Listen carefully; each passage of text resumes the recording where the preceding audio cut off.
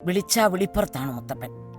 വിളിച്ചാൽ വിളിപ്പുറത്തെന്ന് പറഞ്ഞാൽ ഇവിടെ കയറി വന്ന് നമ്മൾ ഈ മല കയറി വന്ന് ഇവിടെ പ്രാർത്ഥിച്ചിറങ്ങി പോകുന്ന ഒരുത്തർക്കും ഒരു അനുഗ്രഹം കൊടുക്കാതെ മുത്തപ്പൻ പിടിക്കുകയില്ല.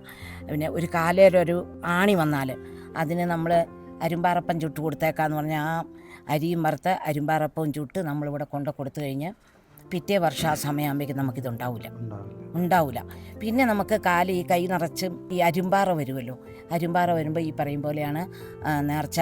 ഈ അരി വറുത്ത് നമ്മളിവിടെ കൊണ്ട് കൊടുത്തു കഴിയുമ്പം നമ്മൾ പിറ്റേ ദിവസം നോക്കുമ്പോൾ നമുക്കിതുണ്ടാവില്ല. ഇതുണ്ടാവില്ല. അതേപോലെ എന്ത് അസുഖം വന്നാലും എന്ത് കാര്യം ചോദിച്ചാലും മുത്തപ്പൻ നമുക്ക് നടത്തിത്തരും.